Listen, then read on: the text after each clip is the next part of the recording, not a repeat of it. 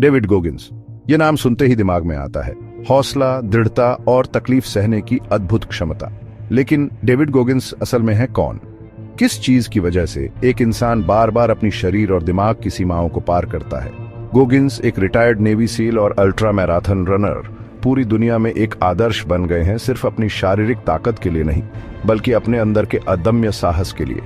उनका सफर बदलाव का सफर है, एक ऐसे इंसान का जो कभी लगभग 300 पाउंड का था और आज दुनिया के सबसे फिट लोगों में से एक है।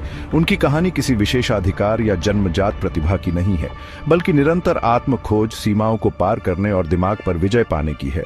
गोगिंस का जीवन इस विचार का प्रमाण है कि दिमाग हमारा सबसे शक्तिशाली हथियार है, जो सबसे कठिन शारीरिक चुनौतियों से भी पार पा सकता है।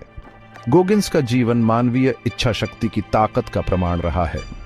उन्होंने 60 से ज्यादा अल्ट्रा मैराथन, ट्रायथलॉन और अल्ट्रा ट्रायथलॉन पूरे किए हैं और अक्सर टॉप 5 में अपनी जगह बनाई है। उन्होंने 24 घंटे में सबसे ज्यादा पुल अप्स करने का गिनीज वर्ल्ड रिकॉर्ड बनाया है, 17 घंटे में 4030 पुल अप्स करके। गरीबी और दुर्व्यवहार से भरे बचपन से उन्होंने खुद को ताकत और प्रेरणा की मिसाल में बदल दिया। एक हिंसक घर में पलने बढ़ने वाले गोगिंस को कई चुनौतियों का सामना करना पड़ा, जो आसानी से उनके जीवन को बर्बाद कर सकती थी। लेकिन उन्होंने अपने दर्द और तकलीफ को आत्म सुधार की लगातार कोशिश में बदल दिया। उनका संदेश सरल लेकिन गहरा है। हम सब जितना सोचते हैं उससे कहीं ज्यादा हासिल करने में सक्षम हैं। गोगिंस अक्सर 40% नियम के बारे में बात करते हैं, एक ऐसा सिद्धांत जो बताता है कि जब हमें लगता है कि हम थक चुके हैं, तो हम अपनी असली क्षमता का केवल 40% ही इस्तेमाल करते हैं। इसी सोच ने उन्हें ऐसे काम करने के लिए प्रेरित किया है जिन्हें बहुत से लोग असंभव मानते हैं। यह निबंध गोगिंस के दर्शन के मुख्य सिद्धांतों में तल्लीन करता है। दिमाग की शक्ति, विपरीत परिस्थितियों पर काबू पाने के महत्व और कष्ट को अपनाने की परिवर्तनकारी क्षमता की खोज करता है। गोगिंस का मानना है कि कष्ट विकास का एक आवश्यक हिस्सा है, एक ऐसी परीक्षा जो ताकत और लचीलापन पैदा करती है। यह एक आह्वान है, आपको अपने अंदर के योद्धा को जगाने और आत्मनिपुणता की यात्रा शुरू करने का आग्रह करता है।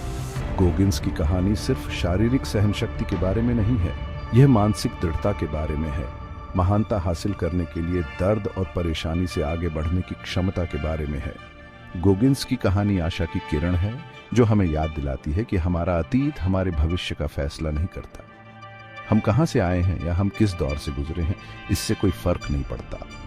हमारे पास अपनी किस्मत बदलने की ताकत है।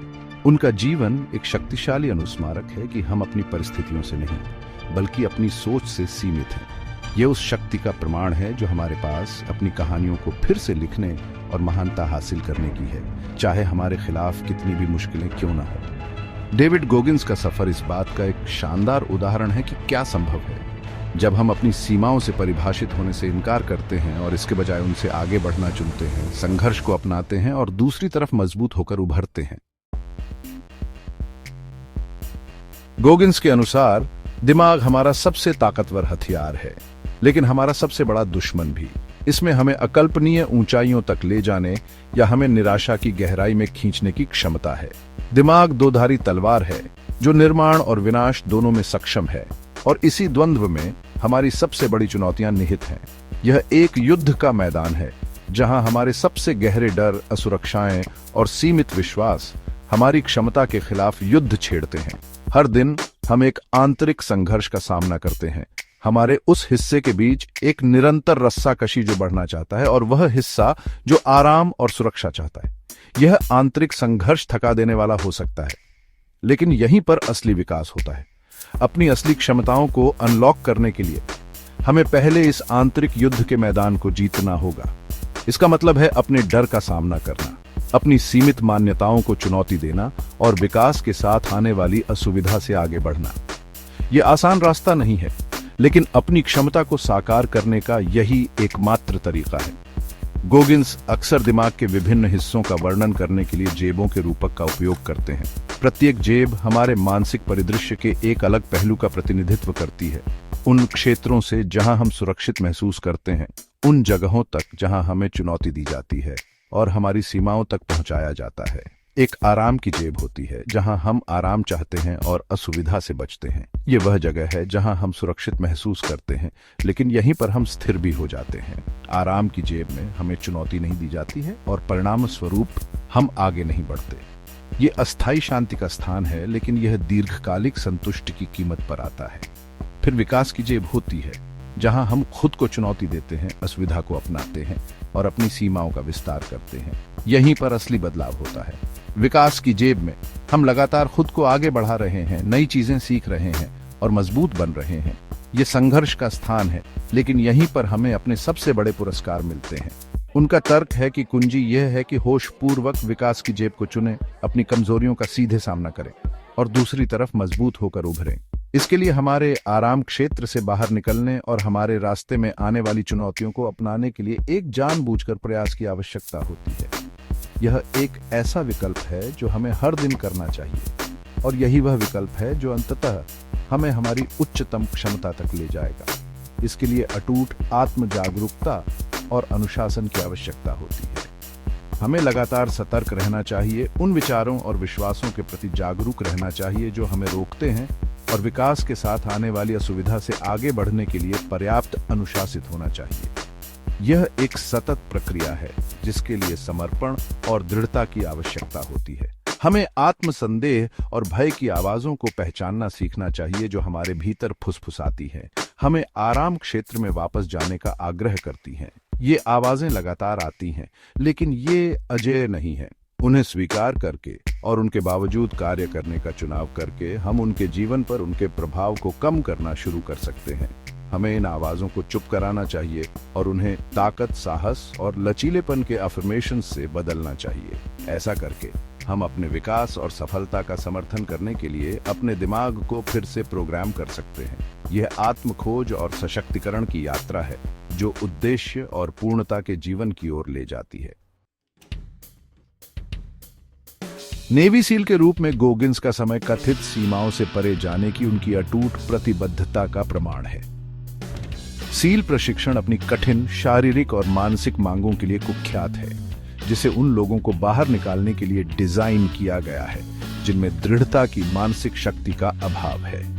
हालांकि गोगिंस ने न केवल प्रशिक्षण को सहन किया, बल्कि इसमें उत्कृष्ट प्रदर्शन किया, बावजूद इसके कि उन्हें असफलताओं और चोटों का सामना करना पड़ा।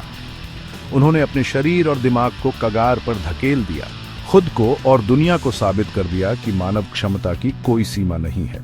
इस अनुभव ने उन्हें अनुकूलनशीलता और लचीलेपन का महत्व सिखाया। उन्होंने असुविधा को अपनाना, विपरीत परिस्थितियों में ताकत पाना और कभी हार न मानना सीखा। वह इस बात पर जोर देते हैं कि यह सबक युद्ध के मैदान से कहीं आगे तक फैला हुआ है। भाग 4, 40% नियम, अपनी छिपी क्षमता को उजागर करना। गोगिंस की सबसे शक्तिशाली अवधारणाओं में से एक 40% नियम है। यह सिद्धांत केवल एक प्रेरक नारा नहीं है, यह मानव क्षमता और धीरज में एक गहरी अंतर्दृष्टि है। यह नियम सील प्रशिक्षण में उनके कठिन अनुभवों से पैदा हुआ है। कहता है कि जब हमारा दिमाग हमें बताता है कि हम थक गए हैं, तो हमने वास्तव में अपनी असली क्षमता का केवल 40% ही इस्तेमाल किया है। उन समयों की कल्पना करें जब आपको लगा कि आप आगे नहीं बढ़ सकते, चाहे कसरत के दौरान, एक चुनौतीपूर्ण प्रोजेक्ट के दौरान या व्यक्तिगत संकट के दौरान। गोगिंस के अनुसार उस समय आपके पास अभी भी 60% बाकी था। यह शेष 60% हमारी अप्रयुक्त क्षमता का प्रतिनिधित्व करता है, ताकत और लचीलेपन के भंडार जो हम सभी के पास हैं, लेकिन शायद ही कभी उपयोग करते हैं। यह शक्ति का भंडार है जिसे सही मानसिकता और दृढ़ संकल्प के साथ अनलॉक किया जा सकता है। इसे ऊर्जा और क्षमता के एक छिपे हुए स्रोत के रूप में सोचें, जिसका उपयोग करने की प्रतीक्षा है। 40% नियम एक शक्तिशाली अनुस्मारक है कि हम जितना खुद को श्रेय देते हैं, उससे कहीं अधिक करने में सक्षम हैं। यह हमें अपनी कथित सीमाओं से आगे बढ़ने और अपने भीतर असाधारण की खोज करने के लिए चुनौती देता है।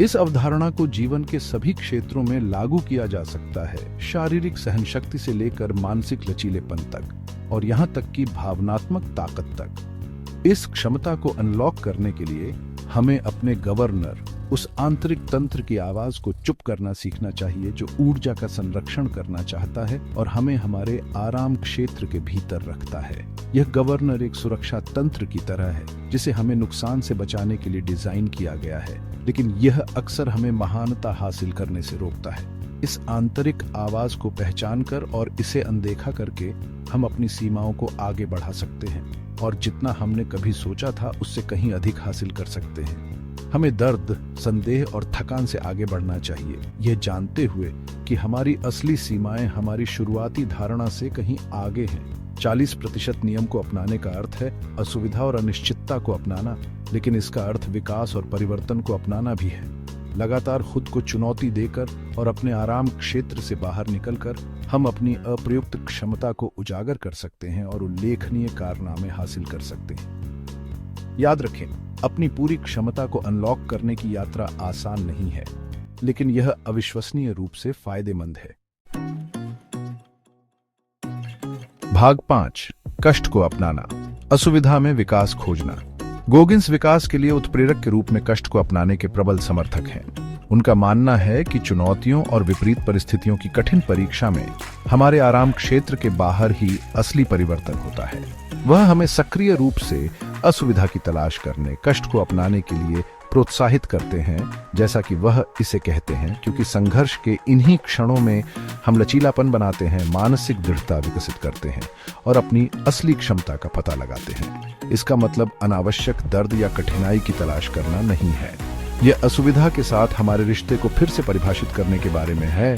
इसे किसी ऐसी चीज के रूप में नहीं देखना जिससे बचा जाना चाहिए, बल्कि विकास और आत्म सुधार के अवसर के रूप में देखना चाहिए।